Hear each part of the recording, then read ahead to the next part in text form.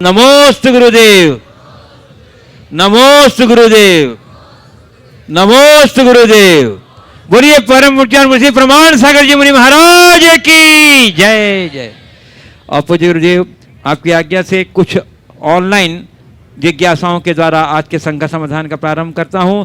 और प्रथम प्रश्न है प्रणाल जैन मालेगांव का।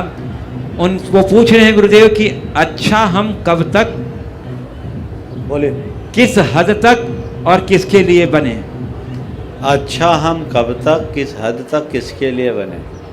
देखिए, अच्छा हम सबसे पहले अपने लिए बने और अपनी अंतिम सीमा तक अच्छा बने। हेलो, सारे जीवन के लिए अच्छा बने। हेलो, क्योंकि अच्छाई या शुद्धता हमारे जीवन का मूल है, जिसे हमें हर हाल में स्वीकार करना चाहिए। पूज्य गुरुदेव दोहा कतर से सुधीर निवेदिता जैन पूछ रहे हैं, हम 26 अप्रैल को यहाँ कतर में महावीर जयंती मनाने जा रहे हैं। कार्यक्रम के तहत कुछ पक्षियों को पिंजरे से मुक्त फ्रीडम फ्रॉम केज करने का निर्णय लिया है। कुछ लोगों का मानना है कि ऐसे में पक्षी बहुत दिन तक सरवाइव नहीं कर पाते, उन्हें खाना उड़ना आदि का आदत नहीं रह पाता, उनके पंख काट दिए जाते हैं, जबकि हम पक्षियों की पंख की जानकारी लेकर ही खरीदते हैं। तो क्या इस प्रकार पक्षियों को फ्री करना चाहिए या नहीं? देखिए, पक्षियों को फ्री करने का भाव रखना, उन्हें उन्मुक्त करने का भाव रखना बड़ा ही प्रशस्त भाव है। एक प्रकार का दया का भाव है। जो बंद है उन्हें मुक्त करना। लेकिन ये सच है कि जो पक्षी लंबे समय तक पिंजड़े में बंद रहते हैं वे उड़ना भूल जाते हैं और फिर वो ठीक तरीके से नहीं उड़ पाते तो बिल्ली, कुत्ते या अन्य प्राणियों के शिकार बन जाते हैं। तो हमें इस बात को बहुत गंभीरता से समझ करके ही करना चाहिए कि हमारे इस कार्य का कहीं कोई दुष्प्रभाव किसी पर न पड़े, वे पूरी तरह से सुरक्षित रहे, उसे सुनिश्चित करके ही ये कार्य करें। पूज्य गुरुदेव आनंद अजमेरा खरगोन। और एक सबसे बड़ी बात तो पूरे दोहा, कतर और गल्फ इलाके में रहने वाले सारे जैन भाइयों को मैं इस बात के लिए आशीर्वाद भी देता हूँ और बधाई साधुवाद भी देता हूँ, क्योंकि वहाँ रह कर के भी वो भगवान महावीर की जयंती मना रहे हैं, अपने संस्कारों को सुरक्षित कर रहे हैं। ये बहुत ही प्रशंसनीय कार्य है और हमें इनकी पूरी की पूरी अनुमोदना करनी चाहिए। पूज्य गुरुदेव आनंद अजमेरा खरगोन से पूछ रहे हैं, ज़माने में जितनी भीड़ बढ़ती जा रही है, लोग अंदर से उतने ही अकेले होते चले जा रहे हैं, ऐसा क्यों? ज़माने में भीड़ बन रही है, अंदर से अकेले होते जा रहे हैं, उसकी वजह केवल यही है कि लोग भीड़ में खो रहे हैं। भीड़ में जी नहीं रहे, भीड़ में खो रहे हैं। हम भीड़ में रहें और अपनी निजता को बचाए रखें तो हमें कभी भी अकेलेपन का एहसास नहीं होगा। लेकिन जब हम भीड़ में खो जाते हैं तो अकेले ही होते हैं। तो हमें अपनी निजता को बचा के रखना है, अपने खुद की पहचान बना करके रखना है। यदि वो हम पाए तो हम कभी भी अकेलेपन का अनुभव नहीं कर सकते। पूज्य गुरुदेव डॉक्टर प्रवीण आर शाह मुंबई से पूछ रहे हैं, अंग्रेजी में इन्होंने प्रश्न लिखा है, I do not eat bazaar items, my wife and sons wife do not prepare good items, what should I do? मैं बाजार का नहीं खाता हूँ और मेरी पत्नी और मेरे बहू अच्छे आइटम बनाती नहीं, तो मैं क्या करूँ? जो आइटम आपको परोसा जा रहा है उसको अच्छे से खाने लगो, वो गुड आइटम बन जाएगा। अपनी मानसिकता को बदल दो। अरे भाई, एक कहावत है, उतरी घाटी हो गई माटी। जिस स्वाद के पीछे आप सब उत्कंठित रहते हो, वो स्वाद कितने देर का? गले से कौर नीचे उतरा, स्वाद खत्म। तो अपनी सोच को बदलिए। अगर आपने बाज़ार में न खाने का निर्णय अपनी मनसा से लिया है तो फिर तो आपको जो मिल रहा है उसको भी बड़े आनंद से लीजिए। और रहा सवाल परिवार के लोगों का, तो उन्हें चाहिए कि एक दूसरे की रुचि का ख्याल रखें, लेकिन आप उन्हें बाध्य नहीं कर सकते। वे जो आपको दे उसे रुचिपूर्वक ले ले, इसमें ही आनंद है। पूज्य गुरुदेव शुभलेश जैन सितारगंज रुद्रपुर से पूछ रहे हैं, महाराज श्री, जो मजदूर भगवान की मूर्ति बनाते हैं उसको क्या कोई पुण्य मिलता है? और कौन से पुण्य से वो भगवान की मूर्ति और मंदिर बनाते हैं, और कौन से पाप का उदय है कि फिर भी वो मजदूर ही बना रहता है। देखिए, मजदूर अगर भगवान की मूर्ति बनाता है और वो श्रद्धा भाव से भर कर के बनाता है कि मैं भगवान को बना रहा हूँ, ये मनोभाव उसके हृदय में आता है, तो कुछ ना कुछ उसका पुण्य लाभ उसे अवश्य होगा, इसमें कोई संशय नहीं। लेकिन मनुष्य या कोई मजदूर केवल उसे एक पेशे की तरह ले रहा है तो उसका पेशा हो गया, उसमें उसके पुण्य का कोई लाभ नहीं। तो सारी क्रिया हमारी भावना के ऊपर निर्भर है। आपने एक सवाल किया है एक साथ में कि भगवान को बनाने के बाद भी वो मजदूर ही क्यों बना रहता है, आगे क्यों नहीं बढ़ पाता। उसकी जब तक मानसिकता अच्छी नहीं होगी वो मजदूर से आगे कैसे बढ़ेगा। हमें अपनी मानसिकता को ठीक करनी चाहिए। हमारे इतिहास में हजारों मूर्तियां बनी, लेकिन एक मूर्तिकार अमर हो गया। मूर्ति भी अमर हुई और मूर्तिकार भी अमर हो गया। आप सबको पता है वो कौन है? हाँ, कौन? चामुंड राय तो निर्माता था। वो मूर्तिकार जिसने भगवान बाहुबली की प्रतिमा को गढ़ा, वो निहाल हो गया, तर गया। हालांकि उसके नाम का किसी को पता नहीं, लेकिन उसका कितना बड़ा त्याग था।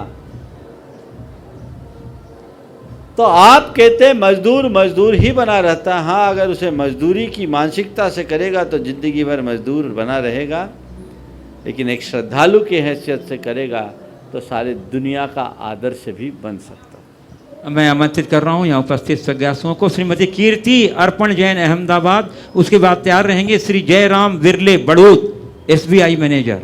नमोस्तु गुरुदेव, मेरे और मेरे परिवार की तरफ से कोटि कोटि आपको नमोस्तु।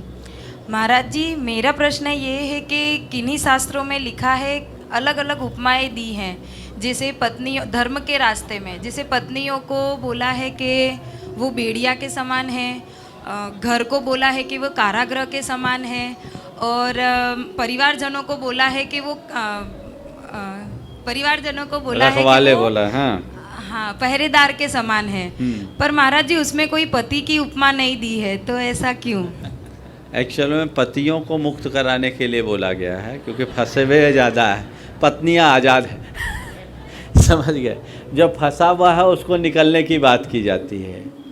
दरअसल इसके पीछे की बात ये है कि जो उपदेश दिया गया वो मुख्य रूप से पुरुषों को केंद्रित करके दिया गया। इसका मतलब ये नहीं समझना कि अगर पति के लिए पत्नी बेड़ी है तो पत्नी के लिए पति ना हो। मैंने तो ये देखा है कि कई बार धर्म मार्ग में लगने में पत्नियां पति को आगे लगाती है, पर पति पत्नी के लिए बाधक बन जाता है। ऐसे उदाहरण भी बहुत दिखते हैं। तो इसको प्रसंगानुरूप देखना चाहिए। एक प्रतीकात्मक कथन है कि एक दूसरे के साथ जुड़ा हुआ मोह ममत्व हमें संसार में रोकता है। न पत्नी रोकती, न घर रोकता, न परिवार रोकता, न परिजन रोकता, लेकिन उनके प्रति उमड़ने वाला हमारा मोह हमें संसार में रोकता है। चाहे वो स्त्री हो या पुरुष, मोह से जकड़े हो तो अकेले रह करके भी फंसे हो, और मोह मुक्त हो गए तो सबके बीच रहते हुए भी आज़ाद हो, ये समझना चाहिए। श्री जयराम विरले बड़ौत, SBI मैनेजर, उसके बाद तैयार रहेंगी कुमारी ईशानी प्रीतेश जैन पूना। मुनि श्री के चरणों में नमन वंदन। मनुष्यता क्या है और इसकी सफलता के मापदंड क्या है? देखिए, मनुष्यता एक अपने आप में बड़ा व्यापक शब्द है, और मनुष्यता को लोगों ने कई तरीके से व्याख्यायित किया है। आज मैं आपके बीच मनुष्यता का एक अलग रूप प्रस्तुत कर रहा हूँ। भर्तृहरि ने चेतना के 4 स्तर निरूपित किए। पहला है राक्षस का, दूसरा है पशु का, तीसरा है मनुष्य का और चौथा है देव का। इस व्याख्या में मनुष्यता के अर्थ को आप समझ सकते हैं। जो सर्वहित का भक्षक हो वो है राक्षस। सर्व के हित के भक्षक करे वो राक्षस है। जो अपने हितों की पूर्ति के लिए दूसरों के हितों में बाधक बने वो पशु। जो अपने हितों की पूर्ति करते हुए औरों की हितों की पूर्ति करे वो मनुष्य है। और जो औरों के हितों की पूर्ति के लिए स्वहित का त्याग कर दे वो देवता। मैं समझता हूँ मनुष्य की ये जो व्याख्या अपने हितों की पूर्ति के साथ औरों की हितों का ख्याल रखना, यही मनुष्यता है। और ये बहुत ही अच्छी व्याख्या है। और जब मनुष्य परहित में स्वहित का त्याग करता है तो वो देवत्व की श्रेणी में आ जाता है। हम सब मनुष्य बने हैं, अपने हितों की पूर्ति करें, लेकिन अपने हितों की पूर्ति के साथ साथ औरों के हितों का भी हम ध्यान रखें। वस्तुतः मनुष्य मात्र में मानवीय मूल्यों की स्थापना ही मनुष्यता है। और मानवीयता है क्या? प्रेम, बंधुत्व, अपनत्व, परस्परता, करुणा, दया, अहिंसा की भावना ही हमारे जीवन के मूलभूत मूल्य हैं। यदि ये हमारे जीवन में प्रतिष्ठापित हो गए तो तय मान करके चलना, हमने मनुष्यता को प्राप्त कर दिया। कुमारी ईशानी पीतेश जैन पूना, और उसके बाद तैयार रहेंगी श्रीमती निधि अंकुर दोषी बड़वानी। शीघ्रता से दूसरा बाइक भी पहले से पहुंचाओ ना भाई। दूसरा नाम कौन है? इनके नाम की घोषणा होती है, वो खड़े हो जाया जिनका करो। नाम होता है उठ के खड़े हो जाया करो ताकि माइक टाइम पर पहुंचे। हाँ बोलिए। नमस्ते महाराज जी। हम पुणे से आए हुए हैं। शंका समाधान बहुत टाइम से देखते आ रहे हैं और हमेशा भावना पाते हैं कि जो भी समाधान मिलते हैं, भले हमारी वो शंका न रहे, पर उन समाधान को हमारे जीवन में उतारने का हम प्रयत्न करें। इसी में एक मेरी बेटी का प्रश्न है। नमोस्तु महाराज जी, मेरा प्रश्न ये है कि जैन धर्म का वास्तविक स्वरूप क्या है जिसे हम बच्चे स्वीकार कर सके? बहुत अच्छा सवाल किया है एक छोटे से बच्ची ने। जैन धर्म का वास्तविक स्वरूप क्या है जिसे हम छोटे छोटे बच्चे भी स्वीकार कर सके? बहुत सीधा सा एक वाक्य में, जियो और जीने दो। समझ गए? ये जैन धर्म का वास्तविक स्वरूप है। अगर इसे हमने अपना लिया तो समझना हमने सब कुछ अपना लिया। आगे श्रीमती निधि अंकुर दोषी बड़वानी, उसके बाद तैयार रहेंगे श्रीमती कमला सुशीला पाटनी इंदौर। हे गुरुवर, नमोस्तु नमोस्तु नमोस्तु। महाराज जी, मेरा प्रश्न यह है कि सच सुनना आना, सच बोलना आना से ज़्यादा जरूरी है क्या? क्योंकि व्यक्ति सच तो बोल देता है परंतु सुनने वाले में उसको समझकर उसे अपनाने का साहस नहीं होता। तो सच सुनना सच बोलने से ज़्यादा ज़रूरी है। देखिए, बात सही है। सच बोलना, सच सुनना, थोड़ा आगे बढ़ जाऊं, सच को पचाना और आगे बढ़ो, सच को फैलाना, ये उत्तरोत्तर अलग अलग चीज़ें हैं। 4 बातें हो गई ना। सच बोलना ऐसे कठिन है सामान्य आदमी के लिए, फिर भी कई बार लोग सच बोल लेते हैं, पर सच को सुनने की ताकत बहुत कम लोगों के अंदर होती है। लेकिन जो सच को सुन भी लेते हैं तो सच को पचाने की क्षमता भी अपने अंदर कम रखते हैं, और जो सच को सुनकर पचा ले तो उसे फैलाने की ताकत अपने अंदर नहीं रखते। हमें उत्तरोत्तर इन 4 बातों को अपने भीतर विकसित करना चाहिए। सत्यनिष्ठ व्यक्ति के लिए ये बातें बहुत सहज है, और जिसके हृदय में सत्यनिष्ठा नहीं है उसके लिए बहुत कठिन है। श्रीमती कमला सुशील पाटनी इंदौर, तैयार रहेंगे श्री बसंत अरुणा काला इंदौर। पूज्य गुरुदेव के चरणों में बारंबार नमन। नमोस्तु नमोस्तु नमोस्तु गुरुदेव। गुरुदेव, मेरी शंका है कि साधना का संबंध भावना से है या सहनन से? आज हीन सहनन है, फिर भी कुछ लोग लंबे लंबे उपवास जैसी कठिन साधना कर पा रहे हैं, तो दूसरी ओर रात्रि भोजन त्याग भी कठिन लग रहा है। गुरुदेव, इसका संबंध सहनन की कमी से है या भावना की कमी से? कृपया समाधान एक उदाहरण करिए। आपको देता हूँ। आपने जैन पुराणों में सुकुमार मुनि का चरित्र पढ़ा होगा, पढ़ा है? कहते हैं सुकुमार इतने सुकुमार थे कि उन्हें सरसों का दाना भी चुभता था। वो कभी सूर्य के प्रकाश को नहीं देखे, रत्नों का प्रकाश उन्होंने देखा। बड़े सुकुमार है ना।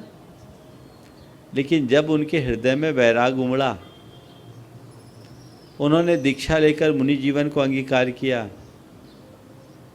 तपस्या में खड़े हो गए। एक शालिनी अपने 2 बच्चों के साथ 3 दिन तक उन्हें कमर तक चूट चूट के खाती रही, वो विचलित नहीं हुए। कहाँ से आ गई शक्ति? क्या शरीर बदल गया? सहनन बदल गया? जिन्हें सरसों के दाने चुभते थे, शालिनी के दंश क्यों नहीं चुभे? क्या बदला? भावना। बोलो। भावना। मन बदल गया ना, भाव बदल गया। तो बस भाव बदलते ही सब कुछ हो जाता है। जिन लोगों से 15 मिनट प्यासे नहीं रहा जाता, वो 10 दिन का उपवास भी कर लेते हैं, है ना अनुभव? 4 कदम पैदल चलने में असमर्थ आदमी सम्मेद शिखर की चढ़ाई चढ़ लेते हैं, है अनुभव? कौन चढ़ाता है? भावना। मन, हमारी भावना, हमारे इरादे। अगर वो मजबूत हो तो मनुष्य के लिए कुछ भी असंभव नहीं। नमोस्तु। श्री बसंत अरुणा काला इंदौर, और उसके बाद तैयार रहेंगे श्रीमती प्रिया जैन सनावत। हे पूज्यपाद, आपके श्री चरणों में बारंबार नमस्कार नमस्कार नमस्कार। मेरा यह प्रश्न मेरी मौसेरे भाई की पोती कुमारी दिशा पाटनी रामगढ़ का है। ऐसा कहा जाता है कि कोयल अपनी भाषा बोलती है, इसलिए सदैव आज़ाद रहती है, और तोता दूसरों की भाषा बोलता है, इसलिए सदा पिंजरे में बंद रहता है। गुरुदेव, इसके आधार पर मेरी जिज्ञासा यह है कि जब भारत की अपनी पद्धति, अपनी संस्कृति और अपना केंद्र था, तब वह विदेशों का गुलाम बन गया, और जब वह विदेशी संस्कृति को अपनाने में लगा है तब आज़ाद है। ऐसा क्यों? कृपया समाधान करें। देखिए, बात ये बिल्कुल यथार्थ है। कोयल अपनी भाषा बोलती है इसलिए आज़ाद रहती है, और तोता दूसरों की भाषा बोलता है इसलिए पिंजरे में बंद होता है। लेकिन इसमें जो विसंगति खड़ी की है उस बिटिया ने, वो उसकी बहुत गंभीर सोच का उदाहरण है। उसने कहा कि जब हमारा देश आज़ाद था तब हम अपनी भाषा बोलते थे, लेकिन तब हम गुलाम बन गए। आज़ाद नहीं हुआ था तब हम अपनी भाषा बोलते थे, हम गुलाम बन गए। आज आज़ाद हैं, उनकी भाषा बोलते हैं, और हम उनकी भाषा बोलने पर भी आज़ाद हैं। ये विसंगति क्यों? ऊपरी तौर पर देखने पर यह बिल्कुल सही दिखता है, लेकिन हम थोड़े अपने गुलामी की कारणों को देखें। भाषा का अर्थ केवल मुख से उच्चारित शब्द नहीं है। भाषा का अर्थ, भाषा का संबंध हमारे भीतर की भावनाओं से। हम गुलाम क्यों हुए? क्योंकि हमने उनकी भाषा बोलना शुरू कर दिया, यानी उनके अनुरूप चलना शुरू कर दिया। विदेशी आक्रांताओं के मंसूबों के अनुरूप काम अगर हमारे लोगों ने नहीं किया होता तो भारत गुलाम नहीं होता, और भारत गुलाम नहीं होता तो आज जैसी हमारी दुर्दशा नहीं होती। तो ये सच है, हम अपनी मौलिकता को खोए इसलिए परतंत्र हुए। अब दूसरी तरफ आप कह रहे हैं हम आज़ाद हैं, हमें केवल व्यवस्था की आज़ादी मिली है, मानसिकता तो आज भी गुलाम है। बल्कि मुझे तो ये दिखता है, जब हम पराधीन थे तब हमारी चेतना स्वाधीन थी। आज देश स्वाधीन है, चेतना ज़्यादा पराधीन है, क्योंकि हमने उसे पूरी तरह अपना लिया है। इसलिए अपनी मानसिक गुलामी के जकड़न से हमें बाहर आने की जरूरत। श्रीमती प्रिया जैन सनावत, उसके बाद तैयार रहेंगी बेबी इष्टी जैन सनावत। हे गुरुवर, नमोस्तु नमोस्तु नमोस्तु। बोलिए। किसी भी परिवार में बहू के कहने पर पति कोई कार्य करे तो उसे पत्नी भक्त कहा जाता है, लेकिन यदि इसी स्थिति में किसी परिवार की बेटी के पति उसकी सलाह माने तो हम कहते हैं कि दामाद जी बहुत अच्छे हैं। तो इस प्रकार के दोहरे स्वभाव सोच में बदलाव कैसे हो, समाधान करें। ये एक बड़ी विचित्र समस्या है। इस प्रकार का दोहरापन हर मनुष्य में देखने को आता है। बेटी के प्रति नज़रिया अलग हो जाता है और बहू के प्रति दृष्टिकोण अलग हो जाता है। जब तक हम ऐसा दृष्टिकोण नहीं बदलते तब तक सच अर्थ में हम अपने घर परिवार में खुशहाली नहीं ला सकते। एक उदाहरण मेरे सामने आया। एक की बेटी की शादी हुई। शादी के बाद जब बेटी की विदा हो गई, महीने भर बाद पड़ोसन घर आई, बेटी का हालचाल पूछी तो माँ बड़े गदगद भाव से कहती, क्या बताऊँ, बहुत अच्छा घर मिला है, 4 नौकर हैं, मेरी बेटी को कोई काम नहीं करना पड़ता, सुबह से उठती है और उठने के बाद अपने पति के साथ घूमने जाती है, योग प्राणायाम करती है, नाश्ता उनका तैयार मिलता है, उसके बाद पति के साथ मंदिर जाती है, मंदिर जाने के बाद वो दफ्तर जाती, कहाँ जाती कोई पता नहीं। सास बहुत आधुनिक विचारों की है, खूब फ्रीडम उसे दे रखा है।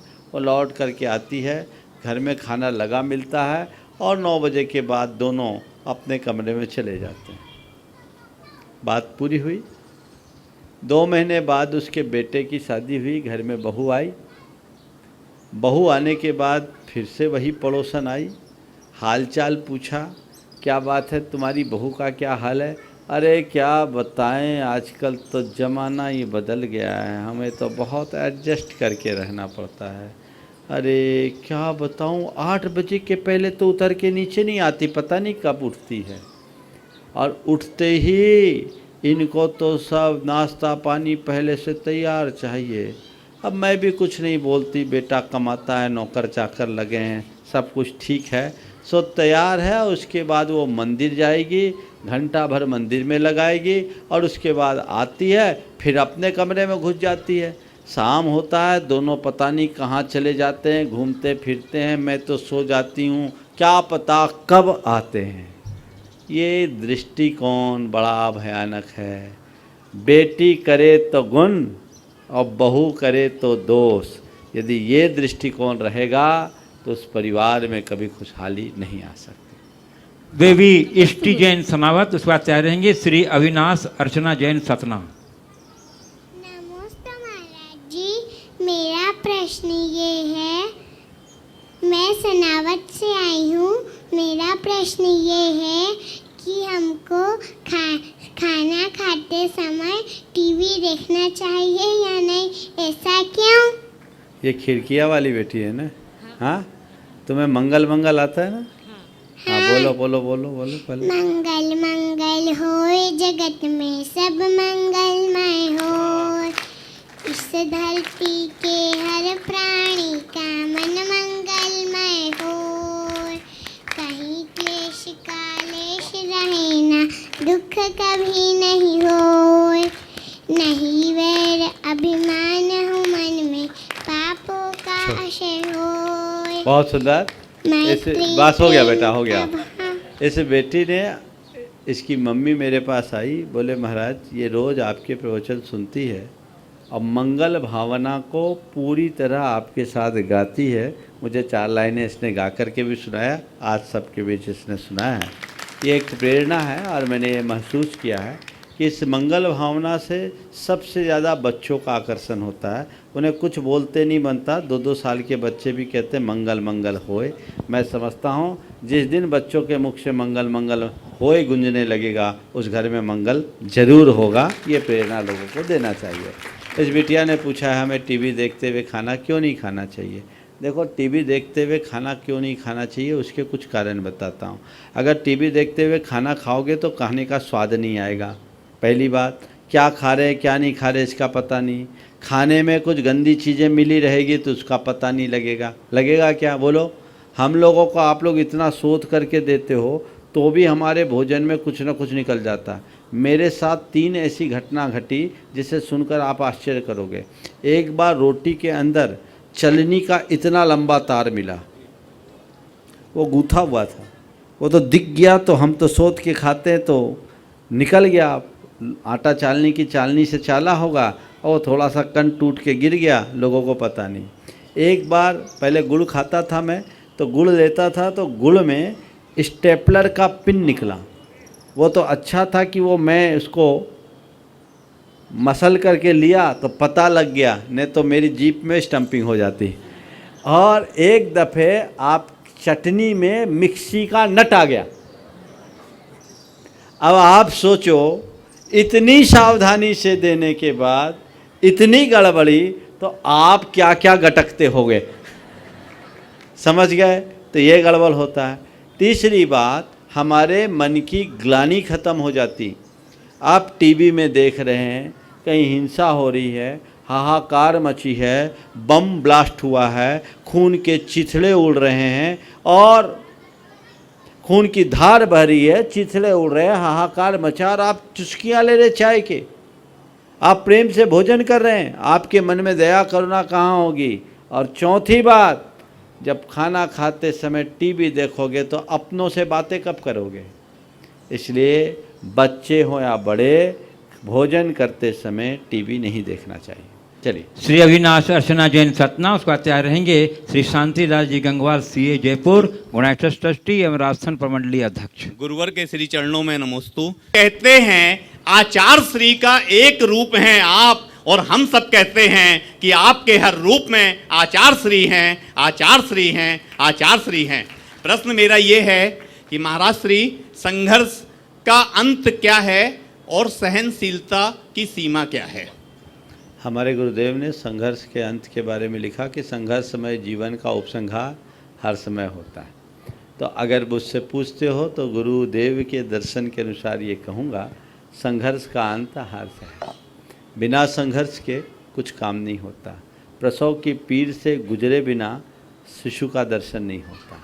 सहनशीलता की अंतिम सीमा, उसकी कोई सीमा नहीं है। जहाँ तक उसका मनुष्य की स्थिति है उसे सहन करना चाहिए, क्योंकि जो जितना सहन करता है वो उतना समर्थ बनता है।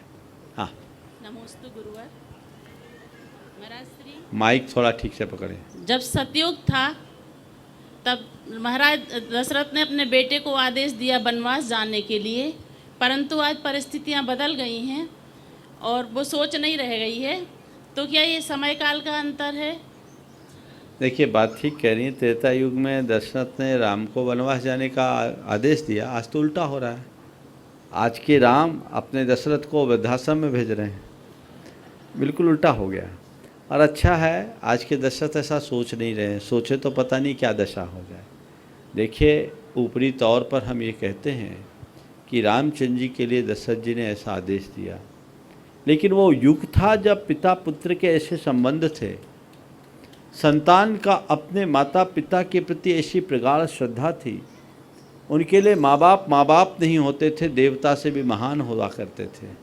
उस युग में हमें ये पाठ पढ़ाया जाता था, मातृ देवो भव, पितृ देवो भव, अतिथि देवो भव। आज वो सारे संस्कार विलुप्त हो गए, इसलिए आज पितृत्व की आभा छीन होते जा रही है, वो एकदम दयनीय दशा में जा रहा है।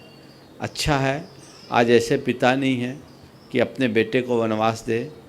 मैं ये चाहूँगा कम से कम आज बेटे भी ऐसे रहे कि आखिरी समय तक अपने पिता का साथ दे।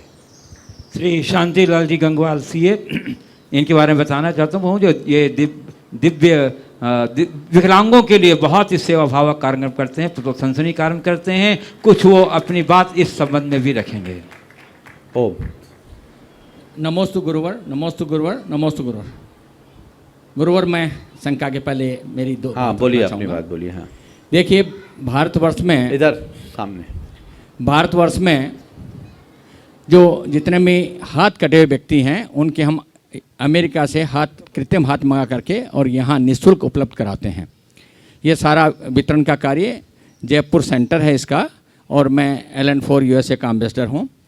मैं चाहता हूँ कि आप सबके माध्यम से और इस चैनल के माध्यम से जहाँ जहाँ भी भारतवर्ष में ऐसे कोई विकलांग मिलते हों, और अगर कोई संस्थाएं इसे अपने स्तर पर वहीं हाथ लगवाना चाहती है, तो हमारी टीम वहाँ जा कर के और हाथ लगाने के लिए उपलब्ध है और ये कार्य हम निःशुल्क कर रहे हैं। इसलिए मेरा सबसे निवेदन है कि जिन जिन व्यक्तियों के हाथ कोहनी के नीचे 4 इंची मूल हाथ बचता हो उसे अगर हाथ लगाएं तो हम उनके लिए सहज तैयार है, हमारी टीम तैयार है, किसी प्रकार कोई शुल्क नहीं लेते।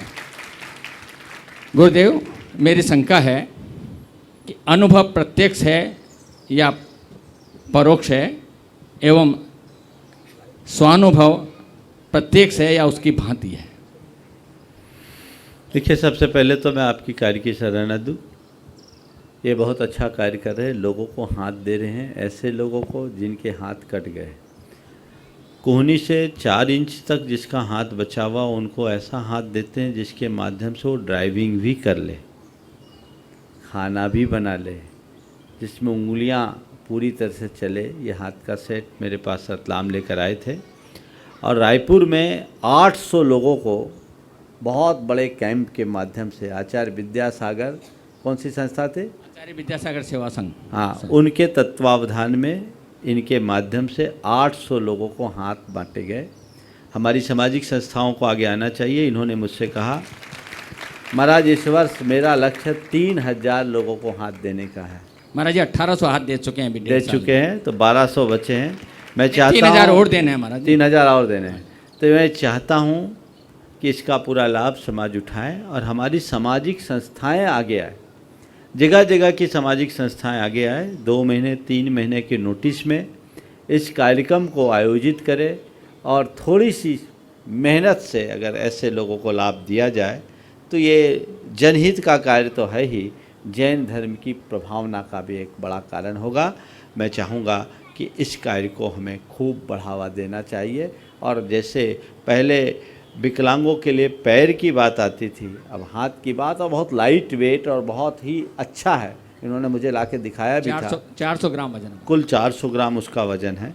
असली हाथ का उससे कई गुना वजन होगा, लेकिन ये एक बहुत अच्छा कार्य है, इसको ध्यान रखना चाहिए। आपने पूछा अनुभव प्रत्यक्ष है और स्वानुभव प्रत्यक्ष की भांति है। देखिए, अनुभव प्रत्यक्ष है, अनुभव हो या स्वानुभव, जो होता है वो प्रत्यक्ष ही होता है। लेकिन जब हम अध्यात्म शास्त्रों में गहराई में जाते हैं तो हम आत्मानुभव की, आत्मा की विशुद्ध परिणति की अनुभव की बात करते हैं, वो प्रत्यक्ष होता है। और जिसे लोक व्यवहार में स्वानुभव कह देते हैं उसे प्रत्यक्ष जैसा कह देते हैं, लेकिन वस्तुतः जहाँ अनुभव है वहीं प्रत्यक्ष। नमस्ते। श्री ज्ञानेंद्र जी जैन, ममता जी जैन, कोटा गुणायटन ट्रस्टी, और बता दूं ये चेयरमैन हैं राजस्थान मरुधर ग्रामीण बैंक जोधपुर के श्री जैन। नमस्ते महाराज श्री। महाराज श्री, एक शंका ये है कि बैंकों में लाखों करोड़ों रुपए लोग पैसा जमा कराते हैं और बैंक उसको फिर लोन पे देता है, उससे जो ब्याज की इनकम होती है वो जमा करताओं को ब्याज चुकाता है। महाराज जी, इसमें शंका ये हो गई है कि जो बैंक लोन पे पैसा दिया और उस व्यक्ति ने उसको गलत कार्य में लगाया, पाप के कार्य में लगाया, हिंसा के कार्य में लगाया और उससे इनकम जनरेट हुई, वो बैंक को दी और उसमें से एक हिस्सा जमाकर्ताओं को लौटाया गया बैंक के द्वारा। तो जो जमाकर्ता को जो अपना हिस्सा मिला है या बैंक ने अपना हिस्सा रखा है, तो उसमें शीर्ष अधिकारी और जमाकर्ताओं को कुछ दोष का भागीदार बनना पड़ता है। सब अपने अपने हिसाब का शेयर पाएंगे। ओहो, ये तो पाएंगे, ये मान के चलना। अगर निश्चित उसमें जो जमा करता है, वे जो उसको रिकमेंड कर रहे हैं, वे जिनकी अनुशंसा हो रही वो, और जो उसका लाभ पा रहे हैं वे, सूक्ष्म रूप से तो ये है। इसलिए एक बार गुरुदेव ने कहा था हमें अहिंसा बैंक का प्रवर्तन करना चाहिए। इसलिए ज्ञानेंद्र भाई चेयरमैन तो बने हुए एक अच्छी बात है, लेकिन ग्रामीण बैंकों में फिशरीज, बूचर खाने, पोल्ट्री फार्म्स आदि के लिए ज़्यादा लोन दिया जाता है। सरकार की नीतियां हैं, उनको क्रियान्वित करना आपकी जिम्मेदारी है, लेकिन इसे सूक्ष्म स्तर से विचार करना चाहिए और इसका कोई रास्ता खोजना चाहिए। श्रीमती ममता जैन और उसके बाद तैयार रहेंगे श्री नमस्ते हेमेंद्र महाराज जैन, ट्रस्टी महाराज RD जी, JMS। मेरी शंका ये है, हमारे जीवन में कई बार ऐसे क्षण आते हैं कि हमको झरने का पानी पीने को मिल जाता है और वो भी कई कई दिनों तक, और संयोग ऐसा आता है कि उसका प्रवाह धीरे धीरे कम होने लगता है, तो हमको नल का पानी पीना पड़ता है। तो महाराज श्री के चरणों में आना, फिर उनसे दूर हो जाना, तो क्या महाराज श्री हमारे कोई भाग कर्म या कोई संयोग है ये? कम से कम पानी मिल रहा है, सौभाग्य मानो। दुनिया में तो बहुत बड़ा हिस्सा ऐसा भी जहाँ पानी ही नहीं है, तो झरने का पानी मिले वो बड़े भाग्यशाली हैं। पर जिन्हें झरने तक आने का सौभाग्य न मिले, कम से कम सप्लाई का पानी तो मिल रहा है। सप्लाई करताओं को धन्यवाद दो। सेटिस्फेक्शन नहीं होता है। सुनो तो पूरी बात, कम से कम जिसके निमित्त से सप्लाई जारी हो रही है उनको तो धन्यवाद दो, उनके प्रति तो कृतज्ञता ज्ञापित करो। प्यासे तो नहीं हैं। हाँ, जब ज़्यादा प्यास विचलित करने लगे, झरना के पास आ जाओ, तरह करके चले जाओ। श्री हेमेंद्र जी जैन, ट्रस्टी RD JMS, ये स्कूल जो है विशाल प्रांगण देख रहे हैं, इनके आप ट्रस्टी हैं। और इसके बाद तैयार रहेंगी श्रीमती आशा वड़जात्या मनावर। पूज्य गुरुदेव के चरणों में नमोस्तु नमोस्तु नमोस्तु। गुरुदेव, मेरी जिज्ञासा है कि हमारे परिवार द्वारा एक जिन बिंब की प्रतिमा मंदिर जी में विराजमान की गई है, हम प्रतिदिन उसका अभिषेक भी करते हैं और अभिषेक करने के बाद बार बार उसी प्रतिमा का अभिषेक करने का मन होता है। क्या ऐसा करना क्या राग है, मोह है, या हमारी प्रतिबद्धता है? एवं ऐसा करने से हमें किस तरह का पुण्य मिलेगा या राग का दोष लगेगा? देखिए, जिनबिंब की स्थापना करना बड़ा सौभाग्य का विषय है, करना ही चाहिए। लेकिन जिनबिंब की स्थापना करने के बाद भगवान को भगवान की भांति देखना चाहिए। ये मेरे भगवान, ये दिमाग से हटा देना चाहिए। मंदिर मेरा है, ये दिमाग में नहीं लाना चाहिए। वेदी मेरी है, ये दिमाग में नहीं लाना चाहिए। मैं तो निमित्त हूँ, मैंने अपने द्रव्य का कुछ सदुपयोग किया और मेरा द्रव्य ऐसे पवित्र कार्य में लग गया, ये मेरा सौभाग्य है। मैंने जिनबिंब स्थापित कर दिया, लेकिन जिनबिंब स्थापना के बाद मेरे भगवान है और मैं यहीं करूं, ये एक दुर्बलता है। हम लोग तो जब भी प्रतिष्ठा कराते हैं और प्रतिष्ठा कराते समय भगवान को विराजमान करते वक्त विराजमान कर्ताओं को बोल देते कि भैया एक संकल्प ले ले, आज से ये नहीं करना, ये मेरे भगवान, नहीं तो तुम एक को ही पूजोगे, बाकी को नहीं पूजोगे, ध्यान उधर चला जाएगा। हाँ, ये एक स्वाभाविक बात है कि जिन्हें हम खुद पधराते हैं वहाँ हमारा रुझान ज़्यादा होता है। अनेक मंदिर हो, जिस मंदिर में हमने अपने आज ज़्यादा योग लगाया है या जिस मंदिर को हमने बनाया है उसकी तरफ मन ज़्यादा चलता है, लेकिन फिर भी प्रतिज्ञापूर्वक ज्ञान के साथ उसे अपने मन से निकाल देना चाहिए। भगवान का अभिषेक कीजिए, कोई दिक्कत नहीं, पर इसे हमने बनाया है या हमारे परिवार ने बनाया, ये मान कर नहीं, भगवान के निमित्त से हमारा परिवार बना है, ये मान करके। श्रीमती आशा वड़जात्या मनावर, उसके बाद तैयार रहेंगे श्री सुनील जैन, DPS सनावर। नमोस्तु महाराज जी, नमोस्तु नमोस्तु। महाराज जी, समय कई जख्म देता है शायद इसलिए घड़ी में फूल नहीं काटे होते हैं, और इन घड़ी के कांटों से समय का फूल कैसे निकालें कि जीवन में महक फैल जाए? समय जख्म देता है इसलिए घड़ी में फूल नहीं कांटे होते हैं, और इन कांटों से कैसे निकालें कि क्या पूरा वाक्य बोलो? इन घड़ी के कांटों से समय का फूल कैसे निकालें कि जीवन में महक फैल जाए? हाँ, इन घड़ी के कांटों से समय का फूल कैसे निकालें कि जीवन में महक फैल जाए। बहुत अच्छा सवाल है। बात सही है कि समय जख्म देता है, पर किसे? कांटे चुभते हैं किसे? जो बेतरतीब तरीके से गुलाब को छूते हैं उन्हें कांटे चुभते हैं, और जो सलीके से केवल गुलाब को छूते हैं, कांटे बाजू में रहते हैं, उनके हाथ में केवल फूल आता है, उसकी महक आती है और कुछ नहीं।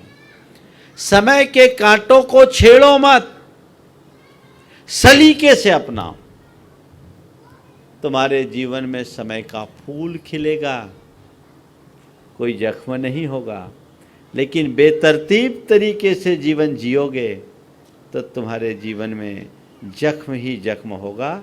इसलिए जीवन को जख्म से बचाकर समय के फूल के महक से सराबोर करना है तो हर समय को सलीके से जीने का अभ्यास करें। नमोस्तु महाराज। श्री सुनील जैन डीपीएस सनावत उस पर तैयार रहेंगी। श्रीमती बिंदु काला बड़वानी। पूज्य गुरुदेव के चरणों में त्रय बार नमोस्तु।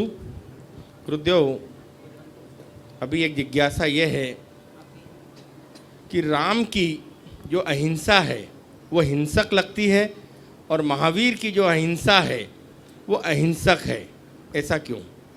थोड़ा सा आपने समझने में चूक कर दी। रामचंद्र जी की अहिंसा कभी हिंसक नहीं लगती, अहिंसा कभी हिंसक नहीं लगती। श्री राम और महावीर की अहिंसा में कोई अंतर नहीं। रामचंद्र जी ने भी अपने जीवन में यही बात कही और भगवान महावीर ने भी यही बात की। दोनों ने हर प्राणी के प्रति समानता की दृष्टि रखने की बात की।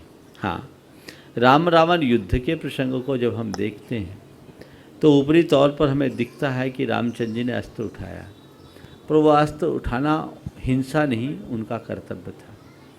वो एक गृहस्थ थे और गृहस्थ के लिए कहा गया है आतताई आक्रमणकारी को सबक सिखाना हमारा धर्म है। भगवान महावीर ने भी विरोधी हिंसा को हिंसा नहीं कहा, गृहस्थों के लिए वो क्षम्य कहा। रामचंद्र जी ने वही किया। उनका मकसद लंका का हथियाने का नहीं था, उनका मकसद सीता को सकुशल वापस लाने का था। और सवाल एक सीता का नहीं, अनेक सीताओं का था। तो उन जैसे राजपुरुष का ये कर्तव्य था जिसे उन्होंने निभाया, और वो हिंसा नहीं है अपितु अहिंसा के लिए की गई एक प्रकार की प्रतिरक्षात्मक प्रणाली है, जिसे भगवान महावीर ने क्षम्य कहा है। इसलिए इन दोनों को अलग नज़रिए से नहीं देखें। श्रीमती बिंदु काला। एक मेरा इसमें पूरा प्रश्न ये है गुरुदेव कि हिंसा करना भी क्या अहिंसा है? हिंसा करना भी हिंसा है, अहिंसा है। अगर हिंसा के लिए हिंसा करते हो तो हिंसा है, और अहिंसा के लिए हिंसा करनी पड़ती है तो अहिंसा है। इसका मतलब युद्ध और जो सर्जिकल स्ट्राइक है वो सारी अहिंसा की कोटि में ही आएगी। बिल्कुल, मानवता के दुश्मनों को सबक सिखाना धर्म है, ये कहीं से भी अधर्म नहीं। श्रीमती बिंदु काला बड़वानी, उस पर तैयार रहेंगे श्री नेमी चंद जी जैन, फरीदाबाद गुणायतन ट्रस्टी। हे गुरुवर नमोस्तु नमोस्तु नमोस्तु। हे गुरुवर, मेरी शंका यह है कि हम अपने बच्चों को दुनिया की मुश्किलों से कैसे रूबरू कराएं तथा उन्हें उनका सामना करना कैसे सिखाएं और सिखाएं कि बिना सहारे के भी वो संघर्ष कर सके। दुनिया की मुश्किलों से रूबरू कैसे कराएं, उनका सामना करने कैसे सिखाएं ताकि मुश्किलों में संघर्ष कर सके। देखिए, इन सब चीज़ों के लिए कुछ अलग से पाठ पढ़ाने की ज़रूरत नहीं है। बच्चे वह सब कुछ सीखते हैं जो देखते हैं, तो पहले खुद के आचरण में उतारिए। मुश्किलों का सामना करने की सामर्थ्य अपने भीतर विकसित कीजिए, वैसा पराक्रम आप अपने जीवन में प्रकट कीजिए, आपके बच्चे उससे प्रभावित होंगे। अगर आप ज़्यादा सुविधावादी होंगे तो बच्चे फिर कैसे आएंगे? हम उन्हें केवल उपदेश दे कर के नहीं बदल सकते, हम उन्हें अपने जीवन के चरित्र से पाठ पढ़ा सकते हैं। तो हम अगर वैसा करने लगें तो धीरे धीरे बच्चों पर असर होगा, पहला कदम। दूसरा कदम, समय समय पर बच्चों को इस विषय में बताएं। मेरे संपर्क में एक व्यक्ति हैं, अरबपति हैं, लेकिन बड़े साधारण रहते हैं, सिंपल रहते हैं। उन्होंने मुझसे एक दिन कहा, वो एसी भी बहुत कम चलाते हैं, है लगा हुआ उनका, लेकिन वो सुविधाओं का उपयोग कम से कम करते हैं। उन्होंने कहा कि मेरे पिताजी कहा करते थे, बेटे मेरे पिताजी के पास सुविधाएं नहीं थी, उन्होंने मेहनत किया, सुविधाएं आई, आज मेरे पास सुविधा है, और उनकी कृपा से मैंने भी बहुत बढ़ाया। मेरे पास जितनी सुविधा है तेरे पास उससे ज़्यादा सुविधा जुटाने की योग्यता है, लेकिन कल का कोई भरोसा नहीं। आज मेरे पास सुविधा है, कल सुविधा रहे या न रहे, इसलिए सुविधाओं का उपभोग अधिक मत करना और सुविधाओं का आदी मत बनना। उनका ये संदेश मैंने अपने हृदय में अंकित कर लिया, और मैं सारी सुविधाओं के बीच रहने के बाद भी उनका कम से कम उपयोग करता हूँ। ये सीख, क्योंकि मेरे पिताजी खुद ऐसा कहा करते थे, और न केवल कहा करते थे, वो खुद वैसा करते थे। तो यदि ऐसा करना लोग शुरू करें तो बहुत बड़ा बदलाव आ सकता है, और तभी बच्चे समर्थ होंगे। कई माँ बाप थोड़े से लाड प्यार के मुँह में बच्चों को थोड़ी सी तकलीफ़ होती है, ज़रूरत से ज़्यादा सुविधाएं देने लगते हैं, जिससे आप लोगों के शब्दों में लिबर्टी, वो उनको बिगाड़ देती है। इतनी लिबर्टी उचित नहीं है। बच्चों को थोड़ा संघर्ष करना सिखाना चाहिए, उन्हें थोड़ा आगे बढ़ने की प्रेरणा भी देनी चाहिए। छोटी मोटी बातें हों तो उनको प्रोटेक्ट करने की जगह उनको प्रोत्साहित करना चाहिए, उनको इनकरेज करना चाहिए कि नहीं, इस तरीके से करोगे तो तुम मजबूत बनोगे तो काम होगा। आपने देखा होगा आपकी घर में या कई माताएं होती है, बच्चे छोटे नन्हे मुन्ने बच्चे होते हैं, घुटनों के बल चलना शुरू करते हैं, 2-4 बार गिरते हैं तो माँ बिल्कुल ध्यान नहीं देती है क्या? पुरानी माताएं, आज की माँ की बात नहीं कर रहा। पुरानी माताएं वो तो बस गिर पड़ रहा है, ठीक है, बोला गिरेगा पड़ेगा तभी तो मजबूत होगा, यही था ना कंसेप्ट। बोलो, जितनी पुरानी माताएं जिनकी 3-4 बेटे बेटियां हुई हैं वो यही कहेंगे। अब जिनके एक हैं उनको क्या पता बच्चा कैसे पाला जाता है, तो वो उससे मजबूत बने। और आज थोड़ा सा कुछ हुआ फट से भागते हैं, नाक में हल्की सी सर्दी हुई तुरंत डॉक्टर के पास भागते हैं, जिंदगी भर दवाइयों पर निर्भर रहने लगते हैं। अपने अंदर की सहन शक्ति को हमें धीरे धीरे विकसित करने की आवश्यकता और अपेक्षा। नमस्ते। श्री नेमीचंद जी जैन फरीदाबाद ट्रस्टी बता देंगे। श्री सुशांत जैन फरीदाबाद। नमस्ते महाराज जी, मेरा प्रश्न ये है कि मनुष्य को ऐसी कौन सी भावना निरंतर भानी चाहिए जिससे कि वो जीवन में मनुष्य को आत्म रूप को परमात्मा रूप दर्शन कराती रहे? आत्मा को परमात्मा रूप दर्शन करता है। कौन सी भावना भाई? बस अगर अपने भीतर के परमात्मा रूप को का दर्शन करना चाहते हो, हर पल सोहम सोहम सोहम या शुद्धोहम शुद्धोहम शुद्धोहम की भावना भाई। श्री सुशांत जैन फरीदाबाद। उसके बाद तैयार रहेंगे मोनिस पाटनी पुणे। नमस्ते महाराज जी, नमस्ते महाराज जी, नमस्ते महाराज जी। एक प्रश्न के उत्तर में आपने ये बताया था कि हमें प्रातःकाल सुबह उठते ही हमें भगवान को नमन करना चाहिए और उनको धन्यवाद देना चाहिए कि हमें एक नया दिन देखने को मिला है, और हमें ऐसी शक्तियाँ मांगनी चाहिए या जिससे कि हम हर हाल में प्रसन्न रहें और गलत कार्य ना करें। तो महाराज जी, मेरी जिज्ञासा यह है कि भगवान हमें कुछ देते नहीं हैं, तो हम किस प्रसंग में उनका धन्यवाद करें, और कृपया मार्गदर्शन दीजिए। ये बात सच है कि भगवान हमें कुछ नहीं देते, पर भगवान के निमित्त से हमें बहुत कुछ मिलता है। आप दर्पण के पास कभी जाते हो? रोज ही देखते हो, क्यों जाते हो? थोड़ा माइक पे बोलो। हम ठीक लग रहे हैं कि नहीं अपने आप को देखने के लिए? तो क्या दर्पण हमें ठीक कर देता है? नहीं। तो हम दर्पण के में अपना स्वरूप देख के अपने आप को ठीक करते हैं। हम खुद ठीक करते, दर्पण तो नहीं करता। नहीं। लेकिन दर्पण को देखते हैं ना। हाँ जी, हाँ जी। बस जो भूमिका दर्पण की है वही भूमिका जीवन में भगवान की है। भगवान हमारे लिए कुछ नहीं करते, पर भगवान के निमित्त से हमें बहुत कुछ मिल जाता है। वहाँ हम देखते हैं अपने स्वरूप को, हमें अपने स्वरूप का बोध मिलता है, और फिर हम अपने भीतर जो सुधार अपेक्षित वो कर लेते हैं। तो हम सोचते हैं ये जो कुछ भी मिला हमें भगवान के निमित्त से मिला, तो भगवान को धन्यवाद देने में क्या दिक्कत है? समझ गए? जरूर देना चाहिए। मोनिश पाटनी पुणे। उसके बाद तैयार रहेंगी डॉक्टर मीना दीदी इंदौर। नमस्ते गुरुदेव।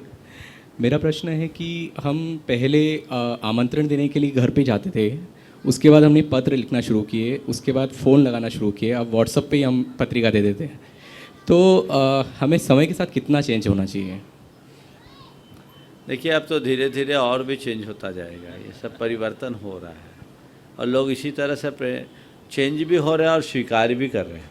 देखिए, दो बातें हैं, एक सामयिक मूल्य है और एक शाश्वत मूल्य है। इसे थोड़ा गहराई से समझिएगा। सामयिक मूल्य हमेशा बदलते रहते हैं, लेकिन शाश्वत मूल्य चिरंतन होते हैं। सामयिक मूल्य अगर बदल जाए तो उसे मैं समय का परिणाम मानता हूँ, और वो स्वीकार है। बहुत कुछ बदलाव आया। अभी आप पैंट पहने, टी शर्ट पहने खड़े हो, थोड़ा 25-50 बरस पहले जाओ तो धोती कुर्ता पे थे। उससे पहले धोती और उत्तरी दुपट्टा होता था, सिर पर साफा होता था, टोपी होता था। पहनाव में बदलाव आ गया, इधर भी आया इधर भी आया। खान पान में बदलाव आया, रीति रिवाज में बदलाव आया। पहले लोग एक दूसरे के चरण स्पर्श किया करते थे, बाद में हाथ जोड़ने लगे, अब हाथ मिलाना शुरू कर दिए। ये परिवर्तन है, ये सब समय के साथ होने वाला परिवर्तन है। मैं इस परिवर्तन को स्वीकार करता हूँ। ये सामयिक मूल्यजन्य परिवर्तन है जिसमें समय समय पर परिवर्तन होता है, लेकिन शाश्वत मूल्यों में परिवर्तन नहीं होना चाहिए। शाश्वत मूल्य जो हमारे भीतर परस्परता, प्रेम, बंधुता, आत्मीयता की भावना है, वो यदि खंडित हो रही है तो कहानी खत्म। एक दूसरे को आमंत्रित करने की प्रक्रिया भले कुछ हो जाए, लेकिन एक दूसरे को भुला देने की बात कभी नहीं होनी चाहिए। मुश्किल ये है कि सामयिक मूल्यों की ओट में लोग शाश्वत मूल्यों को भूल रहे हैं। हमें उसे सुरक्षित रखने की ज़रूरत है। ठीक है, बुलाने की कोई भी प्रक्रिया कम से कम याद तो करो। मुझे तो ऐसा लग रहा है भविष्य में बुलाना भी बंद ना हो जाए। चलिए, डॉक्टर मीना दीदी इंदौर, उसका तैयार रहेंगे श्री विनोद गौर, स्वतंत्र पत्रकार, सोनावत। आर्य पुण्य से बनते हैं, साधना से बनते हैं, या भावना से, या आचार्य के आशीर्वाद से? पुण्य से, साधना से, भावना से या आशीर्वाद से। देखो, जिनको आर्यिका बनने का या साधु बनने का सौभाग्य मिलता है, उनके साथ चारों चीज़ें अपने आप जुड़ जाती हैं। अब रहा सवाल, मैं बैठूं ये सोच कर कि जब मेरा पुण्य आएगा तब हो जाएगा, तो मेरा पुण्य कहाँ है मुझे पता नहीं, पर मेरी भावना कैसी है इसका मुझे पता होना चाहिए। हमारे हाथ में भावना है, हमारे हाथ में साधना है। मेरी भावना प्रगाढ़ हो, मेरी साधना पक्की हो, तो गुरु की कृपा भी बरस सकती है, और इन तीनों के साथ पुण्य का योग न होना हो तो भी हो सकता है। श्री विनोद गौर, स्वतंत्र पत्रकार, सोनावत। उसके बाद तैयार रहेंगी श्रीमती रेखा अशोक कासलीवाल, लोहारदा। महाराज श्री के चरणों में मेरे सहस्त्रों चरण स्पर्श, और ये हमारा परम सौभाग्य कि आपके दर्शन हो रहे हैं। मैं महाराज साहब आपसे ये पूछना चाह रहा था कि वर्तमान समय में ज्ञान का क्षितिज बहुत तेज़ी से प्रसारित हो रहा है, ज्ञान भी बढ़ रहा है, लोग जानने भी लगे हैं, लेकिन महाराज साहब ऐसा क्यों हो रहा है कि इसके साथ ही समझ बढ़ने के साथ तो आदमी को तकलीफ़ कम होना चाहिए, लेकिन हम लोग अनाचार, आतंक, भ्रष्टाचार और आतंक से पीड़ित हो रहे हैं। तो ऐसा क्यों हो रहा है, और इसको बदलने के लिए जो क्या ये ज्ञान का जो क्षितिज हो रहा है वो क्या गलत है, और इसके लिए क्या परिवर्तन होना जरूरी है ज्ञान के क्षेत्र में? देखिए, ज्ञान बढ़ना कभी बुरा नहीं है। ये सच है कि ज्ञान का विस्तार हुआ है, और दूसरी ओर आतंक और अनाचार भी बढ़े हैं, लेकिन हमें इसे थोड़ा दूसरे दृष्टि से देखना चाहिए। आतंक और अनाचार किनके बीच बढ़े हैं? जिनके पास ज्ञान है उनके बीच, या जो ज्ञान से शून्य है उनके बीच? सच्चाई ये है कि ज्ञान शून्य लोगों के जीवन में अनाचार है, आतंक है, पाप है। जिनने सच्चे अर्थों में ज्ञान पा लिया उनका तो जीवन बदल गया। तो मैं तो चाहूँगा कि ज्ञान का भी और विचार प्रसार होना चाहिए। बहुत थोड़े लोगों तक ज्ञान है, जानकारियाँ लोगों के पास हो सकती, ज्ञान तो बहुत स्वल्प है। ज्ञान वह है जो हमारी आत्मा को जगा दे। वो ज्ञान हमारे भीतर जगना चाहिए, और उसके लिए एक बहुत बड़ा अभियान छिड़ना चाहिए जो हर जन जन के भीतर जागरण का संदेश दे।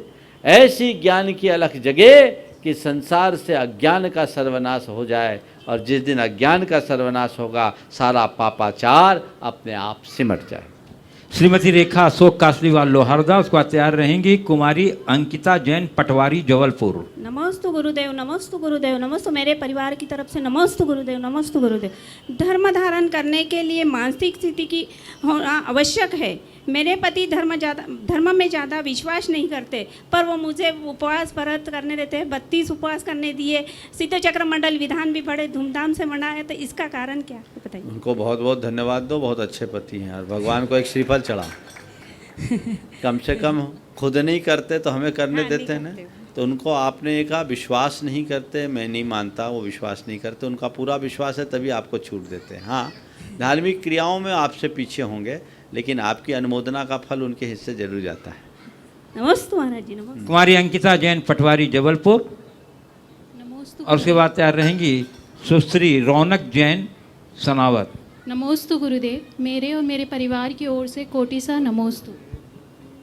गुरुदेव, मेरा प्रश्न है, आधुनिकता के इस दौर में हम दिन का बहुत बड़ा समय मोबाइल और सोशल मीडिया में यूं ही व्यतीत कर देते हैं, जिसके कारण खासकर युवा वर्ग धार्मिक ग्रंथों के पठन पाठन से लगातार दूर होता जा रहा है।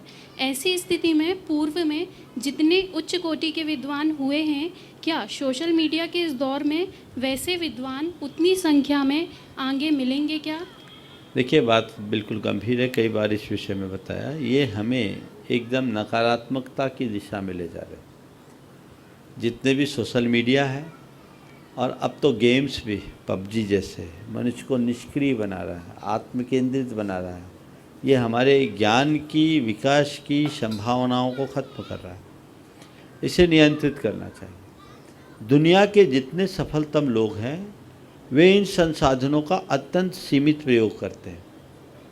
मैंने एक बार बोला था, गूगल के जो फाउंडर हैं, क्या नाम है, बकर, हाँ, जॉर्ज बकरबर्ग, हाँ, बुकरबर्ग, गूगलबर्ग, चलिए जुकरबर्ग, चलिए छोड़ो, नाम से मुझे नहीं मालूम। मुझे एक दिन लोगों ने बताया था लाकर, उसके फाउंडर बिल गेट्स और आपके जाकर के जिनने एप्पल का आविष्कार किया, स्टीव जॉब्स कौन थे, इन लोगों ने अपने घर परिवार में ऐसी व्यवस्था बना दी कि ये रूटीन में 15 मिनट से अधिक इंटरनेट का प्रयोग नहीं करते ऑफिस से बाहर, और छुट्टी के दिनों में आधा घंटा, तब वो कुछ कर पाते हैं। अपनी क्रिएटिविटी को बनाए रखने के लिए हमें इन संसाधनों का सीमित प्रयोग करना आवश्यक है। इस प्रकार आज के इस सत्र का यहीं पर विराम। बोलिए परम पूज्य आचार्य गुरुवर श्री विद्यासागर जी महाराज की